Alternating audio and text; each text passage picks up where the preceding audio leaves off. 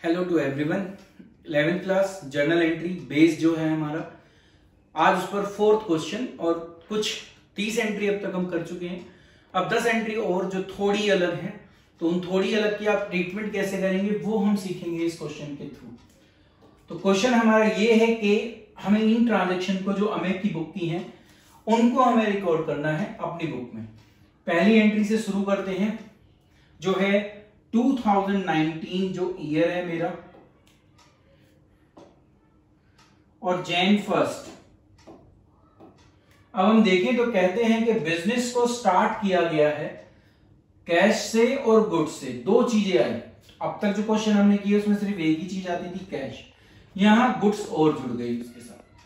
तो आप बिजनेस में जब दो चीजों से स्टार्ट कर रहे हैं तो वो दोनों ही मेरी एसेट है और हर एसेट डेबिट बैलेंस के साथ होती है। तो आप बिजनेस में कैश आ रहा है, आप कैश अकाउंट को डेबिट कर देंगे। आपके पास गुड्स आ रही हैं, आप देखिए ये बात याद रखिएगा कि गुड्स आपकी बुक में जब आती हैं तो नॉर्मली तो हम उनको क्या कह देते हैं, परचेज। ठीक है, अब यहां गुड्स लिखा हुआ है सिर्फ। ठीक है, अब यहां एक इशू बनता है कि आप उसको परचेज दिखाओगे या क्या दिखाओगे। ठीक है, नॉर्मली वो परचेज नहीं है।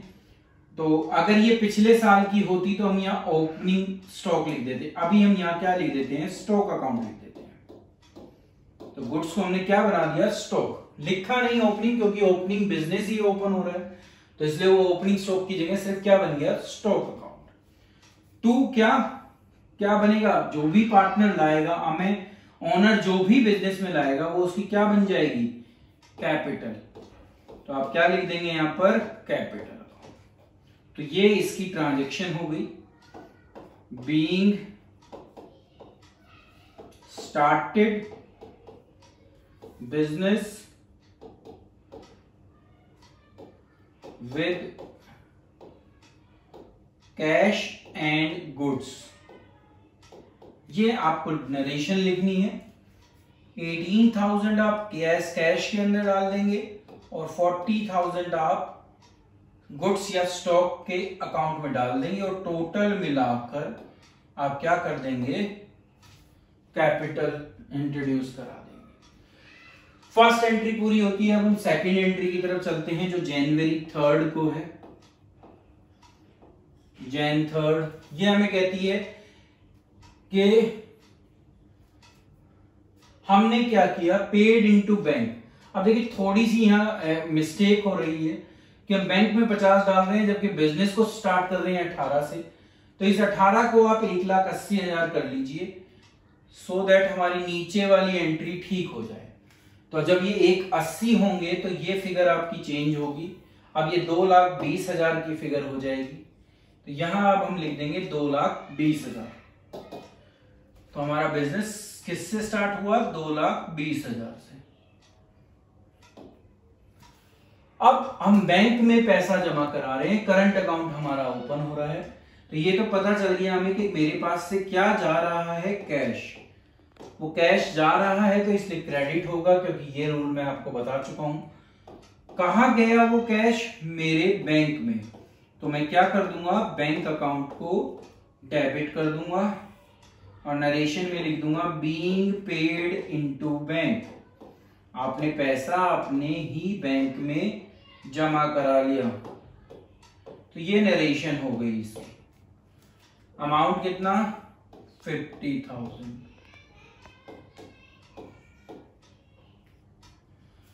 सेकेंड एंट्री पूरी होती है। थर्ड एंट्री की तरफ चलते हैं जो नहीं है। ये कुछ नहीं थी, अब जो थर्ड एंट्री है वो भी नहीं है आपकी। जनवरी 5 को कहा गया कि हमने लोन लिया है बैंक से। तो देखिए ये तो पक्का पता चला कि मैंने बैंक से लोन लिया, तो मेरे पास पैसा आ रहा है। अब क्योंकि बैंक मुझे कैश तो देगा नहीं, मेरे बैंक में डालेगा, तो इसका मतलब मैं यहाँ क्या डेबिट करूंगा, मतलब कि पैसा कहाँ आ रहा है, मेरे बैंक में। तो मैं अपने बैंक अकाउंट को डेबिट कर दूंगा। ये अमाउंट आने के लिए है, जो पैसा आपके पास आ रहा है। कितना आ रहा है, रूल वही है एसेट का, डेबिट वर्ड्स कम्स इन। अब आप जब लोन लोगे तो ये आपकी लायबिलिटी है, क्योंकि आपको उसको चुकाना पड़ेगा। ठीक है। अब लायबिलिटी है तो लायबिलिटी भी किसकी है, बैंक की।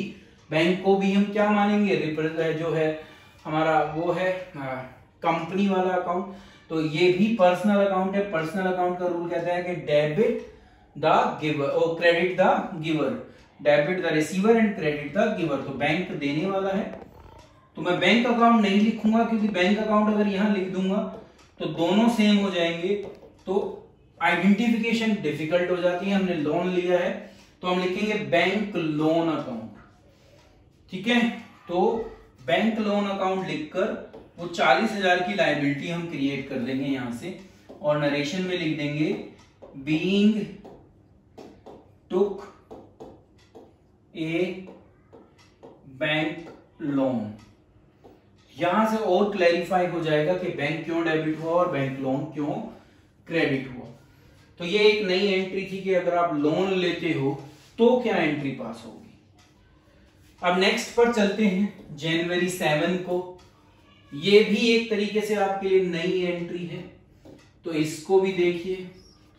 ये कहती है इंटरेस्ट अलाउड बाय बैंक।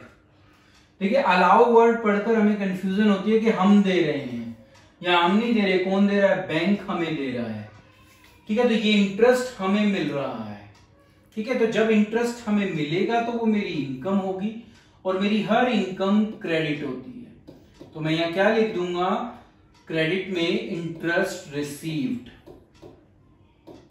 अब बैंक देगा मुझे इंटरेस्ट, तो क्या वो मेरे घर आकर मुझे कैश देगा, नहीं, वो क्या करेगा, मेरे ही बैंक अकाउंट में उसको ट्रांसफर कर देगा। तो पैसा कहां आया, मेरे बैंक में। तो मैं क्या लिख दूंगा, डेबिट में बैंक अकाउंट, क्योंकि पैसा कहां गया, मेरे बैंक में। और पैसा क्या होता है, कैश या बैंक के लिए क्या रूल है कि जब आए तो डेबिट कर दो, जब जाए तो क्रेडिट कर दो। ये बैंक और कैश के लिए आपको रूल याद रखना है। Being interest received from bank, मिला है ना, कहां से मिला आपको, बैंक से। एंट्री हो गई। अब नेक्स्ट एंट्री पर चलते हैं, जनवरी 9 की ये एंट्री है। ये हमें कहती है कि राम हु ओव्ड अस। देखिए इंपॉर्टेंट वर्ड ये है, ओव्ड, मतलब उसने मेरे से उधार ले रखा है। किसने, राम ने। कितने का, 1000 का। तो एक तरीके से मेरा राम जो है वो डेटर्स है, क्योंकि उसे मुझे पैसे वापस देने हैं। अब क्या होता है, उसका एक्सीडेंट हो जाता है और वो मुझे कुछ भी नहीं देता, मेरा सारा पैसा डूब गया, ठीक है। तो वर्ड मैं आपके सामने यूज कर चुका हूं, डूब गया। तो डूब गए को हम बैड डेब्ट कहते हैं, और मुझे नुकसान हो रहा है, लॉस हो रहा है। तो हमने सीखा है नॉमिनल अकाउंट में कि debit R losses and expenses. तो क्या हुआ, मुझे मेरा पैसा डूब गया, जिसको हम किस वर्ड से लिखते हैं, बैड डेब्ट। बैड डेब्ट का मतलब अब इनसे पैसा मुझे नहीं मिलेगा, तो मैं बैड डेब्ट अकाउंट डेबिट कर दूंगा। कितने से, 1000 से। ये नई एंट्री है बच्चों, इसको ढंग से समझना, ठीक है। तो पैसा मुझे नहीं मिलना, डूब गया, कहते हैं बैड डेब्ट। किससे मिलना था, ये अब जरूरी है। कौन देता उस पैसे को मुझे, राम। तो आप उस राम के अकाउंट को बंद कर दो, क्योंकि पैसा अब उससे मुझे नहीं मिलना। तो बीइंग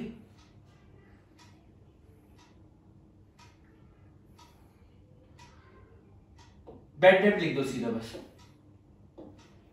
बीइंग बैड डेब्ट, इतना ही लिख के छोड़ दो। राम तो लिख ही दिया है हमने, क्योंकि फिर बनाएंगे तो लाइन लंबी बैठेगी, तो हम छोटे में भी करना चाहते हैं, तो इसलिए सिर्फ राम लिखकर हम छोड़ रहे हैं, ओ बैड डेब्ट लिखकर छोड़ रहे हैं, 1000। तो ये एंट्री हो गई। अब हम चलते हैं नेक्स्ट एंट्री पर, जो है हमारी जनवरी 12 की। ये कहती है कि चेक मिला। देखिए इंपॉर्टेंट वर्ड है चेक। चेक आपको मिल रहा है किससे, अमित से। कितने का, 8000 का, इन full settlement of his office account. मतलब उससे मुझे कितने लेने थे, 82 है, फुल सेटलमेंट हो रही है 8000 में। तो ये पैसा आप, ये चेक मिला है आपको, ठीक है। अब दो चीजें यहां पर इंपॉर्टेंट हो जाती है। अगर ये चेक मैं बैंक में जमा करा दूं, तो मैं सीधा लिख दूंगा बैंक अकाउंट, बट जहां कहीं नहीं मेंशन किया बल्कि कि नीचे लिख दिया कि जो चेक अमित से मिला था उसको मैंने दे दिया। तो ये मैं बाद में समझाऊंगा, अभी क्या है जब नेक्स्ट एंट्री पर पहुंचूंगा। ये पक्की बात है कि मैंने अपने बैंक में नहीं जमा करा, तो इसलिए मैं यहाँ बैंक अकाउंट तो नहीं लिख सकता। ठीक है, तो यहां आपने ये सीखा या ये सीख रहे हो आप इस एंट्री के साथ कि जब तक कोई भी चेक मेरे बैंक में जमा ना हो जाए मैं यहां बैंक वर्ड यूज नहीं करूंगा। तो फिर क्या यूज करूं? तो आप यहां पर यूज करोगे चेक इन हैंड। अभी आपके पास वो चेक सिर्फ हाथ में है, आपने उसको जमा नहीं करा, तो आप लिखोगे cheque in hand account debit. ये इंपॉर्टेंट चीज है बच्चों। अब ये किससे मिला वो लिख लेते हैं। तो हमें पता है ये किसने दिया है, अमित ने, और अमित से मुझे कितने लेने हैं, 8200, और फुल सेटलमेंट हुई है तो इसलिए पूरा ही लिखना पड़ेगा। तो ये तो एंट्री मिसमैच हो रही है, क्योंकि हमने तो अभी तक यही पढ़ा है कि debit is always equal to credit, तो रूल फिक्स नहीं हो रहा। तो फुल सेटलमेंट हुई है, कितना कम पड़ रहा है, 200, वो 200 मैंने उसको क्या दे दिया, डिस्काउंट। तो उसके लिए आप क्या लिखोगे अब, डिस्काउंट अलाउड अकाउंट, आप दे रहे हो उसको डिस्काउंट। ठीक है, तो इसलिए उसको डिस्काउंट अलाउड लिखा जाता है। तो नरेशन में हम लिख देंगे being check received from Amit. अब आगे अगर आप लिखना चाहो तो लिख सकते हो in full settlement of his account. अब हम उस पर आते हैं जो इससे अगली एंट्री है, जो जनवरी 15 को है। ये एंट्री हमें ये कहती है कि जो ये अमित से चेक मिला है, जो अभी मैंने चेक इन हैंड लिखा है, ये मैंने एंडोर्स कर दिया। एंडोर्स का मतलब है मुझे किसी और के पैसे देने थे और मैंने कह दिया भाई ये चेक तुम ले लो और ये पैसा तुम ले लेना। तो वो कौन है, किसी और, सोहन। तो मैंने चेक किसको दिया, सोहन को। उसके साथ मैंने भी फुल सेटलमेंट की। मुझे सोहन को कितने देने थे, 8150। तो मैंने उसको कहा भाई सोहन ये चेक ले लो और ये पैसा तुम ले लेना। तो आप सोहन को डेबिट कर दोगे। क्यों करोगे अभी बताता हूं, क्योंकि वो चेक रिसीव करने वाला व्यक्ति है ना, भाई मेरा चेक उसके पास जा रहा है और सोहन एक पर्सनल अकाउंट है, और पर्सनल अकाउंट का रूल ये कहता है कि डेबिट द रिसीवर। तो सोहन चेक को रिसीव करने वाला है, तो इसलिए क्या कर दिया उसको, डेबिट। ठीक है, टू क्या गया आपके पास से, पैसा तो नहीं गया, क्या गया, ये जो आपने चेक इन हैंड खोला था ये आपको अब क्रेडिट करना पड़ेगा। ठीक है, तो आप यहां पर क्या लिखोगे अब, चेक इन हैंड, क्योंकि आपने बैंक में नहीं डाला था वो अभी तक। तो आप क्या लिखोगे, जो अकाउंट आपने खोला था उस चेक के लिए वही अकाउंट आप बंद कर दोगे। पर देखिए चेक आपका कितने का है, 8000 का, और सेटलमेंट कितने की कर रहे हो, 8150 की। तो इसका मतलब सोहन भी आपको डिस्काउंट दे रहा है। अब आप डिस्काउंट रिसीव करने वाले हो, तो आप क्या लिखोगे यहां पर, डिस्काउंट रिसीव्ड। ठीक है, जब आपने दिया था तो आपने डिस्काउंट अलाउड वर्ड यूज किया। अब आप डिस्काउंट रिसीव कर रहे हो तो आप लिखोगे डिस्काउंट रिसीव्ड। नरेशन यही बनेगी कि चेक, छोटा बना रहा हूं, cheque of Amit endorse to Sohan. आप लिखना चाहो तो आगे लिख सकते हो in full settlement of his account. तो मेरी ये एंट्री भी हो गई। अब हम 8th एंट्री पर पहुंचते हैं, जो है हमारी जनवरी 20 की। ये एंट्री हमें ये कहती है कि सोल्ड की है। देखिए मैं इतना ही वर्ड पढ़ता हूं जब मुझे एंट्री पास करनी होती है, कभी भी जब मैंने सीखी थी, जब भी मैं ऐसे करता था, तो मुझे ये पता चला कि मैंने क्या की, गुड्स सोल्ड की। तो मुझे पता चल गया कि मुझे अब सेल्स अकाउंट को क्रेडिट करना पड़ेगा। तो मैंने क्या लिख दिया, सेल्स अकाउंट। अब आगे की बारी आती है, किसको बेचा, मोहित को। अभी नहीं पता मोहित ने पैसे दिए या नहीं दिए, तो मैं कोई भी प्री डिटर्मिनेशन नहीं करूंगा। आगे बढ़ते हैं तो बताया गया कि लिस्ट प्राइस है 20,000 और आपने 10% के ट्रेड डिस्काउंट पर बेची है। तो हमें 20,000 का 10% निकालना है और वो माइनस करना है। यहां हम सीधा 90% भी निकाल सकते हैं। तो हम देखते हैं तो वो अमाउंट आता है 18,000। ये 18,000 जो अमाउंट हम डिस्कवर करते हैं, निकालते हैं, ये ही सेल्स अमाउंट है। तो ये मैं कहां लिख दूंगा? सेल्स के सामने। ठीक है, तो ट्रेड डिस्काउंट खत्म। ट्रेड डिस्काउंट कभी बुक में रिकॉर्ड नहीं होता, हमने भी नहीं किया। आगे बताया कि 2% कैश डिस्काउंट है, पर कैश डिस्काउंट कब दिया जाएगा? जब आप पेमेंट करोगे। तो आपको एक चेक रिसीव हो रहा है 60% के लिए और आप उसको सेम डे बैंक में जमा कर रहे हो। ये बहुत जरूरी था कि हम सेम डे उसको बैंक कर रहे हैं। तो हम फिर बैंक यूज कर सकते हैं। आप क्या यूज कर सकते हैं? बैंक अकाउंट, क्योंकि वो चेक हमने सेम डे बैंक में जमा करा दिया। बैंक अकाउंट कितना अमाउंट आना चाहिए? सेल कितने की है? 18 की। कितना परसेंट बोला आपको? 60%। तो आप क्या करोगे? अब 18,000 का 60% निकाल लोगे। तो जब मैं 60% निकालता हूं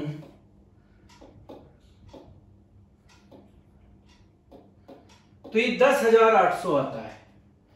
तो 10,800 का अमाउंट हमें किससे मिला? बैंक से। पर आपको इसको 2% कैश डिस्काउंट भी देना पड़ेगा। बोला है ना उसने कि अगर पेमेंट हम साथ में करेंगे तो क्या होगा? डिस्काउंट देना पड़ेगा कैश। तो आप इसका 2% भी निकालोगे। तो जब ये 2% हम निकालते हैं तो ये 216 रुपए आता है। ये आप उसको डिस्काउंट दे रहे हो, तो आप क्या डेबिट कर दोगे? Discount allowed account.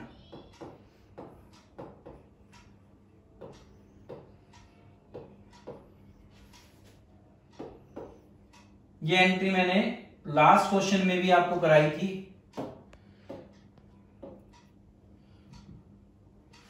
ये आपको समझ में आनी चाहिए। अब 10,800 में से 216 अगर मैं माइनस करता हूं तो ये फिगर आती है मेरी 10,584। इन दोनों का टोटल जो है 10,800 आना चाहिए, क्योंकि वो मेरी कैश की ट्रांजैक्शन है। अब ये भी याद रखना साथ ही साथ कि आपको टोटल 18,000 लेने हैं। अभी जितना भी मैंने काम किया वो सिर्फ 10,800 के लिए किया। बाकी जो 7,200 है उसके लिए जो ये मोहित है, ये मेरा डेटर्स है। ये मेरा क्या है? डेटर। तो मुझे मोहित का अकाउंट भी डेबिट करना पड़ेगा, क्योंकि मैं उससे अभी कितने पैसे और लूंगा? 7,200। तो वो भी मुझे क्या करने पड़ेंगे? डेबिट। ठीक है, अब यहां आप नरेशन में लिख सकते हो कि बीइंग सोल्ड गुड्स टू मोहित, और इसको बढ़ाना चाहो तो पूरी लाइन उतार सकते हो। ठीक है, इतनी लंबी लाइन है, आप यहां पर लिख सकते हो। जो जो हुआ है वो सारा मेंशन कर सकते हो। तो ये थी हमारी जनवरी 20 की एंट्री। अब हमारी 2 एंट्री रहती है। हमारा ये पेज पूरा फिल हो चुका है। नेक्स्ट पेज पे जा रहा हूं मैं। तो इन 2 एंट्री को समझाने के लिए मुझे पीछे जरूर आना पड़ेगा।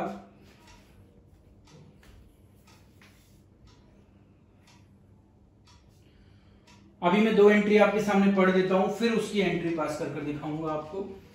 देखिए, 9th एंट्री हमें ये कहती है कि पेड फायर इंश्योरेंस। मैं क्या दे रहा हूं? फायर इंश्योरेंस दे रहा हूं, 1,000 दे रहा हूं और ऑफिस के लिए दे रहा हूं। तो ये इसका मतलब बिजनेस का खर्चा है। तो it is concern to business. तो ये मेरा एक्सपेंस हो गया। ठीक है, आगे लिखा कि लाइफ इंश्योरेंस भी पे कर रहा हूं 5,000, पर वो ओनर का पे कर रहा हूं। तो वो तो ओनर से मेरा क्या मतलब है? बिजनेस का। वो उसका पर्सनल एक्सपेंडिचर था, तो जो उसने कहां से किया? बिजनेस में से। ठीक है, तो ये उसकी ड्राइंग हो गई। तो जो लाइफ इंश्योरेंस प्रीमियम का 5,000 का अमाउंट है वो ड्राइंग है, और जो फायर इंश्योरेंस प्रीमियम का 1,000 का अमाउंट है वो मेरा एक्सपेंस है।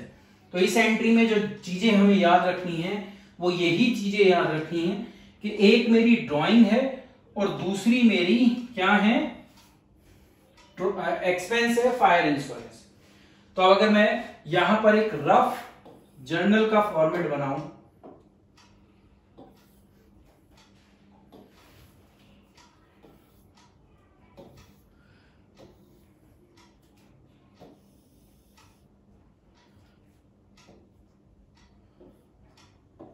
तो मैंने अभी आपको क्या बोला कि फायर इंश्योरेंस मेरा एक्सपेंस है और हर एक्सपेंस डेबिट होता है। नॉमिनल अकाउंट हमें यही कहता है कि debit all losses and expenses.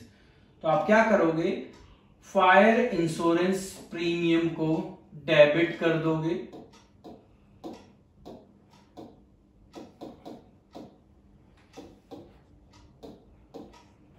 कितने से, 1000 से।